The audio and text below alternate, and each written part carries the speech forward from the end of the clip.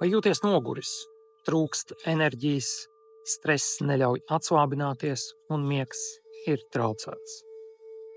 Un tev šķiet, ka esi iesprostots nemitīgā spriedzē.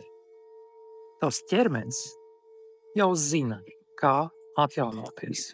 Tev tikai jāiemācās to aktivizēt. Un to var izdarīt ar pareizu elpošanu. Vima Hofa metode ir zinātniski pierādīta elpošanas tehnika, kas palīdz samazināt stresu un trauksmi, uzlabot skābekļa piegādi un palielināt enerģiju, kā arī stiprināt imūnsistēmu un veicināt dziļu miegu. 29. martā es vadīšu meistarklasi, kur soli pa solim apgūsim šo metodi un piedzīvosim tās efektu uz sava ķermeņa.